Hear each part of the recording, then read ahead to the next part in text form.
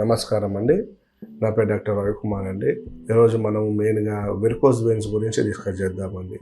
Varicose veins అంటే ఏంటి అంటే మనకు కాళ్ళలో ఉన్న రక్తనాళాల్లో మనకు వాపులు రావడం వల్ల రక్త ప్రసరణ వ్యవస్థ సరిగా లేకపోవడం వల్ల మన కాళ్ళలో ఉన్న రక్తనాళాలు వెయిన్స్లో స్వెల్లింగ్ అనేది ఏర్పడుతుందండి. అక్కడ స్వెల్లింగ్ అనేది ఏర్పడి రక్త ప్రసరణ వ్యవస్థ పూర్తిగా అక్కడ లేకుండా జరుగుతుంది. దానివల్ల ఏమవుతుంది, ఆ వెయిన్ అనేది మెల్లమెల్లగా లావుగా మారిపోయి బయట కనపడుతుంటుందండి. దాన్ని వెరికోజ్ వెయిన్స్ అంటామండి. ఈ వెరికోజ్ వెయిన్స్కు చాలామంది ఏం చేస్తుంటామంటే రెండే ఆప్షన్స్ అండి వాటికి. అంటే ఒకటి మెయిన్ ఫస్ట్ ఆప్షన్, చాలామంది వాటికి లేజర్ చేయించుకుంటూ ఉంటారు. ఆ లేజర్ చేయించుకున్నప్పుడు ఏమవుతుంది అంటే చేయించుకున్నంతసేపు బాగానే ఉంటుంది. ఆఫ్టర్ తర్వాత మళ్ళీ విపరీతమైన నొప్పులు ఎక్కువగా ఉంటాయి, మంట ఎక్కువగా ఉంటుందండి కాళ్ళలో. కాబట్టి మనం ఒకసారి వీనస్ కలర్ డాప్లర్ టెస్ట్ చేయిస్తాము.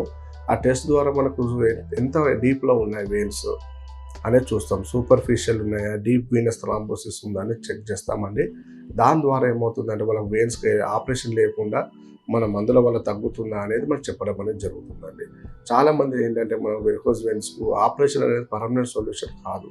ఎందుకంటే మనకు చాలా రిస్క్ ఫ్యాక్టర్ ఎక్కువగా ఉంటుంది, సైడ్ ఎఫెక్ట్స్ ఎక్కువగా ఉంటాయి.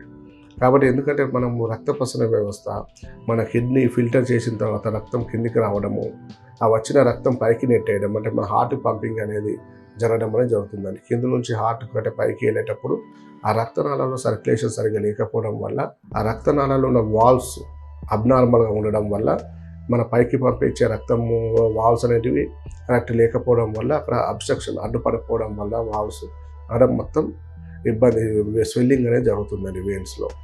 కాబట్టి అక్కడ మనకు ఈ వెరికోజ్ వెయిన్స్ ఫామ్ అవుతాయి.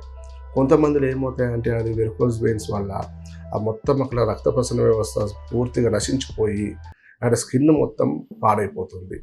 స్కిన్ కలర్ మొత్తం బ్లాక్ అయిపోయి కాళ్ళ దగ్గర మెల్లమెల్ల ఒక పుండు మాదిరిగా ఏర్పడుతుందండి. వీనస్ అల్సర్స్ అంటాం. అలాగే కొంతమంది సెల్యులైటిస్ అంటాం. అక్కడ ఉన్న కణాలు అనేటివి మొత్తం డ్యామేజ్ అయిపోవడం వల్ల రక్తనాళంలో ఉన్న కణాలు అక్కడ మొత్తం ఒక పుండు మాదిరిగా ఏర్పడుతుంది. దాన్ని సెల్యులైటిస్ అని కూడా అంటామండి. వీటికి మన హోమియోపతిలో ఎక్సలెంట్గా ట్రీట్మెంట్ ఇవ్వచ్చండి. ఆ సెల్యులైటిస్ ఉన్నా కూడా, ఆ వీనస్ అల్సర్స్ అనేటివి ఉన్నా కూడా మనం క్యూర్ చేయొచ్చు.